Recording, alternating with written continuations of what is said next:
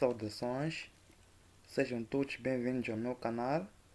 O meu nome é Edmilson Simango e esta é a segunda aula de SIG, objetivando a elaboração de um mapa, e tem como tema modelo de dados em SIG e coordenadas geográficas. No final desta aula, você deverá conhecer os modelos de dados usados em SIG, diferenciar dados em raster dos dados vetoriais e conhecer os sistemas de localização relativa e absoluta. Bom, é necessário que vocês tenham uma ideia acerca do que é um modelo. Então, peço que respondam à seguinte questão: o que é um modelo de dados? Pause o vídeo e responda nos comentários. Bom, imagino que vocês já responderam.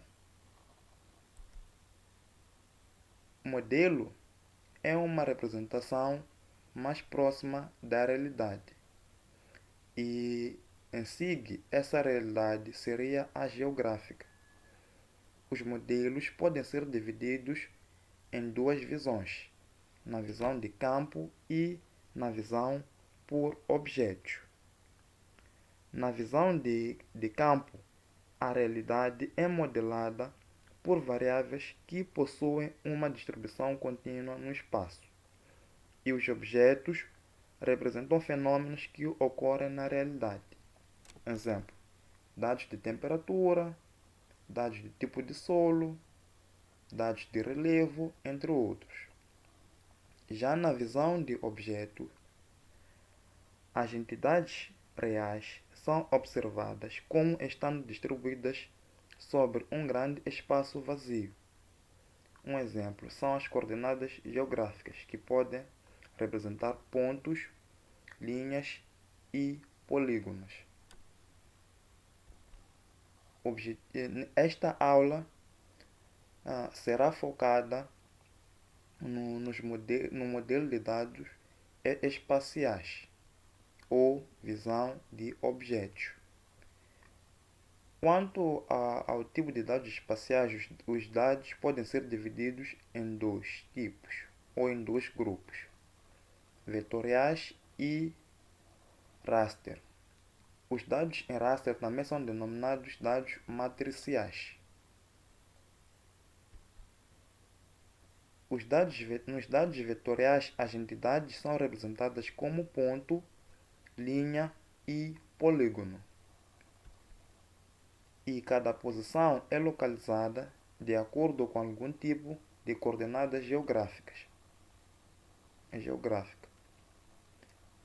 Já nos dados em raster, as entidades são associadas a grupos de células do mesmo valor, e são normalmente denominadas de pixels. Cada célula contém um único valor que representa a área em específico na superfície terrestre. Dados vetoriais podem ser pontos. Pontos são pares de coordenadas x e y. Por exemplo, aqui temos 3 pontos. Temos 3 pares de coordenadas. Já as linhas são coordenadas sequenciadas e abertas. E os polígonos são conjunto fechado de coordenadas. Por exemplo, aqui temos a primeira coordenada vai se unir à segunda, e a segunda une-se à terceira, a terceira à quarta, e a quarta une-se à primeira. Como é que podemos representar os dados vetoriais? Os dados vetoriais podem ser representados por pontos, por exemplo, as árvores de uma determinada área. Um bairro pode ser representado por um polígono, uma igreja ou uma escola, como podem ver neste mapa, nesta pequena ilustração, em que temos uma escola, uma estação de água, aviários, representados por polígonos. E uma estrada pode ser representada por uma linha. como esta linha vermelha.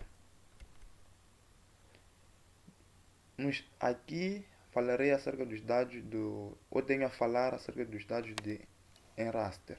Dados em raster. Ao observar esta imagem e ampliando esta parte redonda, é possível verificar certas células. E ao ampliar uma parte destas células, as células aumentam de tamanho.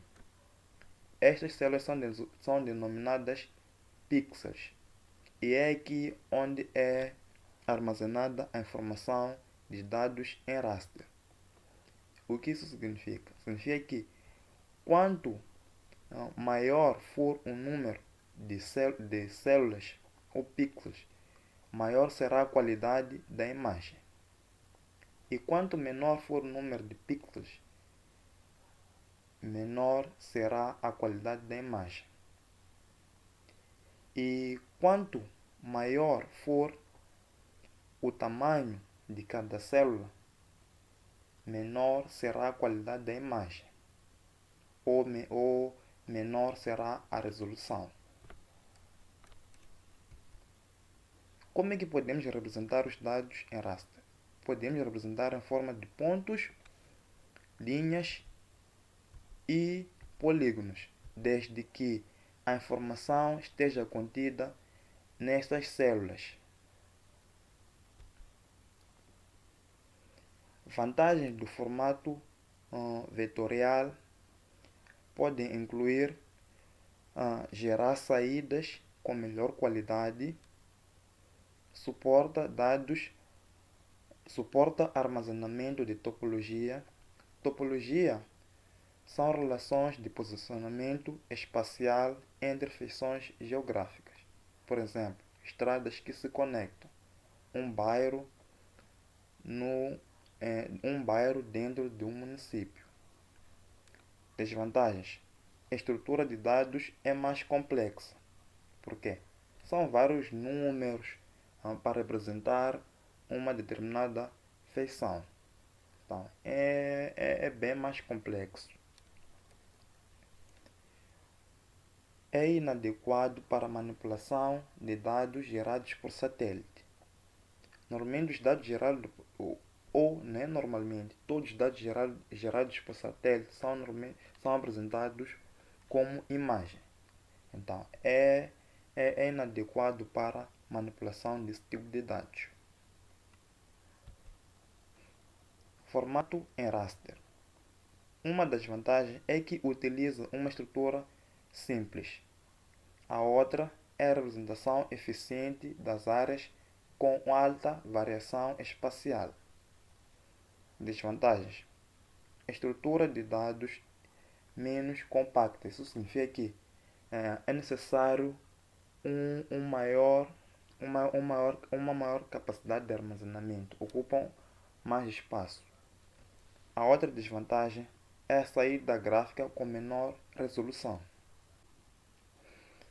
Sistemas de localização. A localização pode ser relativa ou absoluta.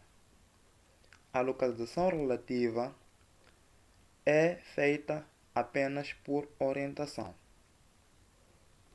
Os povos antigos usavam recursos naturais para referenciar certos locais, desde que a distância fosse curta. Já para distâncias maiores, eles aprenderam a observar estrelas, Sol e Lua. O Sol se tornou um importante ponto de referência para o ser humano. O local onde ele nasce foi denominado nascente, leste ou oriente, e o local onde o Sol põe-se foi denominado poente, oeste ou ocidente. Foram então criadas as 4 direções: norte, sul, leste e oeste.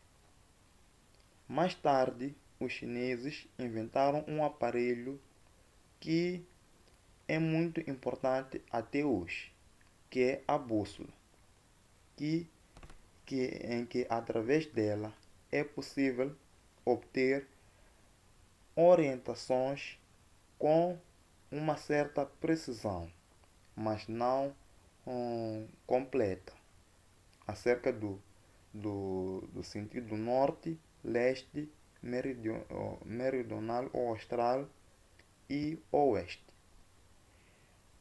A localização absoluta é uma localização precisa. Baseia-se no uso da bússola e do GPS, que é o Sistema de Geoposicionamento Global.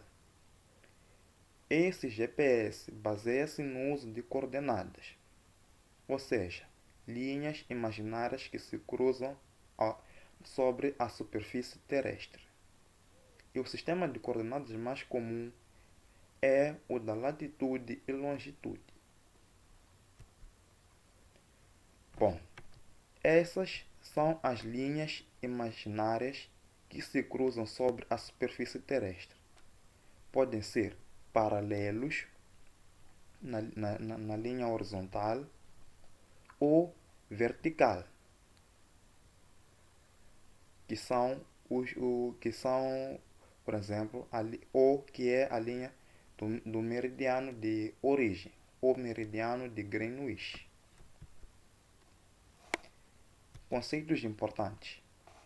Paralelos são linhas que dão uma volta completa ao redor da esfera terrestre, no sentido leste-oeste. Meridianos, linhas que partem de um polo ao outro da Terra no sentido norte e sul. Latitude é a distância em graus entre o plano do Equador e um ponto na superfície terrestre, de norte a sul, de 0 a 90 graus. E longitude é a distância entre o meridiano de Greenwich e um ponto de origem, na superfície terrestre, leste ao oeste, de 0 a 180 graus. Aqui temos a linha do Equador, que podemos observar que a linha do Equador apresenta-se horizontalmente e a linha do meridiano apresenta-se verticalmente.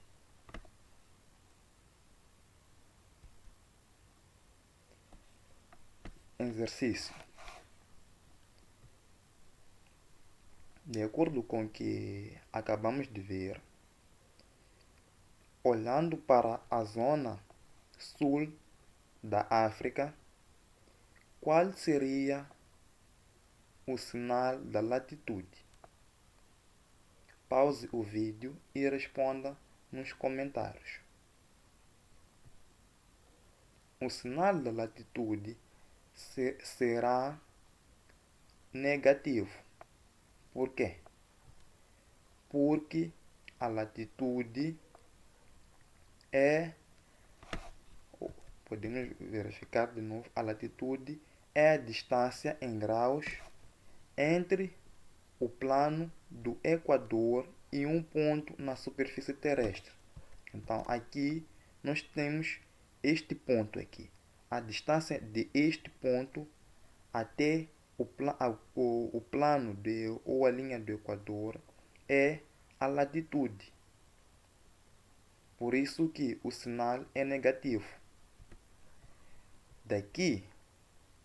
Aqui temos o valor de menos 90 e aqui temos o valor de 0. Depois de 0, temos o valor de 90. Aqui em cima é positivo, enquanto que aqui embaixo é negativo. Outra questão. Tendo em conta, observando a região sul do continente ou a região norte do continente africano, qual será o valor da longitude? O valor da longitude será positivo. Por quê? porque a longitude é a distância de um ponto com relação ao meridiano de Greenwich. Então, temos este ponto aqui até aqui. E de menos 80, aqui temos o valor de menos 180 até zero. E de 0 até 180. Então, este ponto aqui é positivo.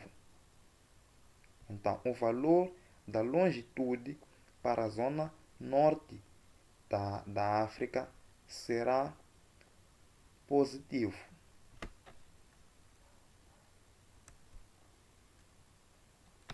Formas de escrever coordenadas geográficas. As coordenadas geográficas podem ser escritas na forma de graus, minutos e segundos ou em graus decimais. E quando tens coordenadas em graus, minutos e decimais, podes converter para graus decimais. E a forma é a seguinte: graus mais minutos por 60 mais segundos por 3600. Exercício: converta as seguintes coordenadas para graus decimais. Estas coordenadas estão em graus, minutos e segundos. Perdoem pela palavra aqui, é segundos, não segundos.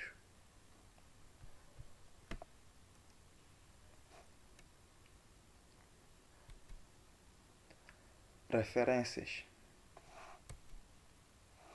Bom, como instalar o ArcGIS? Para instalar o ArcGIS, é bom verificar se a versão 3.5 ou a versão 4.5 do Microsoft Net Framework está instalada no seu computador. Caso esteja, baixe o programa ArcGIS através do link abaixo. Você pode baixar a versão paga ou a versão por 60 dias. É bom preencher todos os dados, inclusive o seu e-mail, para obtenção da senha, seja para a versão paga ou para a versão gratuita.